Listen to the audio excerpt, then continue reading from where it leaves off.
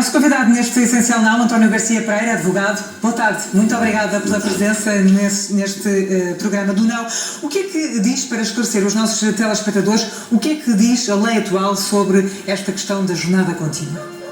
Ela exige um acordo entre trabalhador e entidade empregadora e exige também que isso ocorra dentro de determinados limites temporais. Pelos vistos, a proposta do Governo, que aliás está muito preocupado em alargar as jornadas de trabalho, as jornadas temporais, vamos ter aqui embrulhado em celofane um aumento do tempo de trabalho sob a capa de que as pessoas podem sair mais cedo, mas trabalham mais. Ou trabalham o mesmo ou trabalham mais, ou mais intensamente. O que está a querer dizer é que há aqui o risco elevado de, se esta intenção do Governo for para a frente, as pessoas ficam com pausas mais curtas, com a premissa de que depois podem sair mais cedo, mas depois não é isso que acontece. Pois, com grande frequência não é isso que acontece, porque nós temos, é do conhecimento geral, exceto pelos vistos da Sra. Ministra, ou pior ainda, é do conhecimento, mas não quer saber, que nós temos uma percentagem enorme de trabalho prestado para além da jornada, digamos, formal de trabalho, que nunca é pago.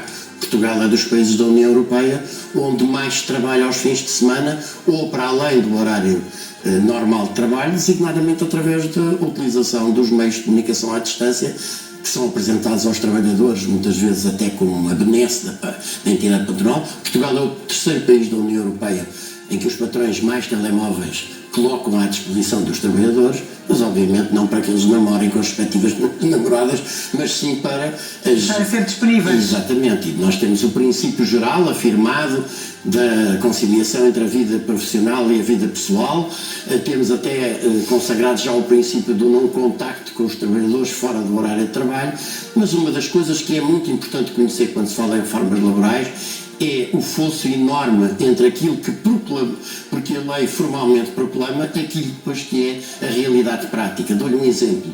É formalmente proibido pela lei, é sancionado como uma contraordenação laboral grave, o assédio moral no local de trabalho. Nós temos cerca de 1,5 milhão de trabalhadores vítimas de assédio moral no local de trabalho, dados do gabinete dos ambientes de trabalho saudáveis do Instituto de Ciências Sociais da Universidade de Coimbra, que para aí aponta. Então, nós temos uma lei que proíbe o assédio moral, mas pelos vistos ela não se aplica na prática. Qual é a apreciação geral que faz desta intenção do Governo de querer mexer aqui no Código Laboral? E, como eu disse, são dezenas de alterações que o Horizonte Negro são mais de 100. Entre Código de Trabalho e legislação complementar. É uma declaração de guerra aos trabalhadores. Isso. E é a aplicação da velha fórmula liberal da Escola de Chicago, de que só pode haver empresas estáveis e produtivas com trabalhadores instáveis e permanentemente precários e amedrontados.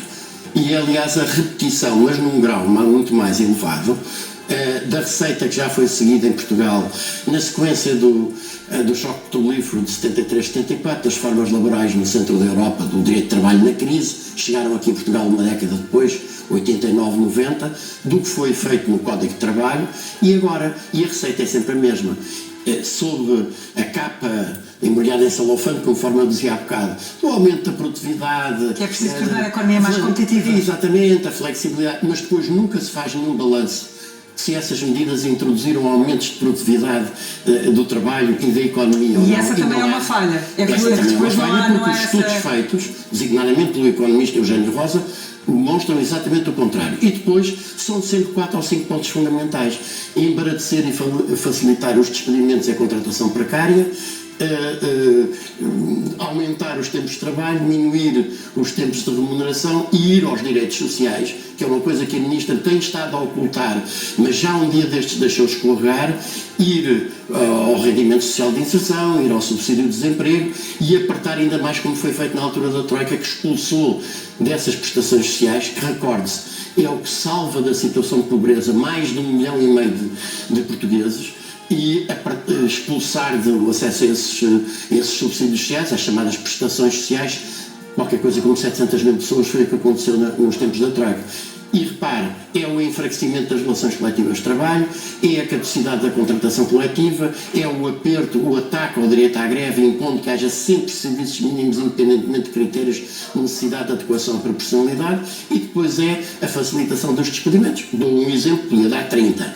Um exemplo que é o de passar a admitir que mesmo quando o despedimento é declarado ilícito, desde que a entidade empregadora pague a compensação da antiguidade, o trabalhador vai para a rua. Isto é, o despedimento é ilícito, é declarado ilícito, mas a empresa pode se opor à reintegração dos trabalhadores. E até aqui essa oposição estava apenas para as para as microempresas, já é para empresas até 10 trabalhadores muito pequenas, ou para cargos de direção e de administração, e agora, com esta proposta do Governo, se generaliza a todo o tipo de empresas, a todo o tipo de trabalhadores. Esta medida é, a meu ver, clarissimamente inconstitucional e, no entanto, está lá. Outra que passou disfarçada, e isto também é um ponto preocupante, porque nós falámos muito no início da compra dos dias de férias, do pagamento em duodécimos. Dos 2 anos a quem está a amamentar. Exatamente, e o pagamento dos subsídios em duodécimos, e deixou-se passar, por exemplo, há uma regra no Código de Trabalho hoje, felizmente, conquistada pelos trabalhadores e as suas organizações, que é de que trabalhadores da segurança, da restauração, trabalham em refeitórios, nos cafés e restaurantes, por exemplo, do aeroporto, ou trabalham numa empresa de segurança que presta serviços no âmbito de um concurso a uma outra empresa, cessando esse concurso e sendo adjudicada a prestação desse serviço a uma outra empresa, a nova empresa tinha que, entre aspas, herdar os trabalhadores com a sua categoria, com a sua antiguidade e com o seu vencimento.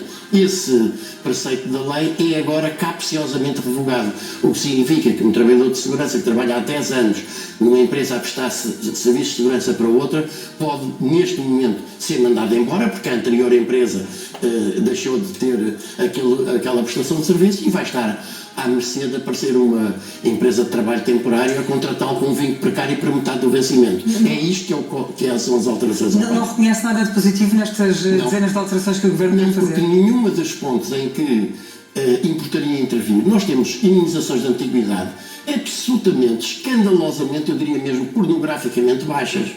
14 dias de remuneração do vencimento base por cada ano. Não se mexe.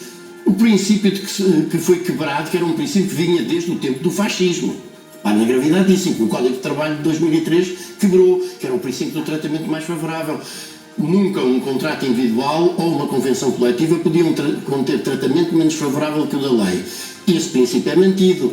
O princípio da caducidade das convenções coletivas que destruiu a contratação coletiva em Portugal. E depois, aqueles novos pontos onde, por exemplo, sinistralidade laboral. Nós temos um nível de sinistralidade laboral absolutamente escandaloso. Nem uma palavra, nem uma medida. Contratação ilegal. Uma última ideia para terminar.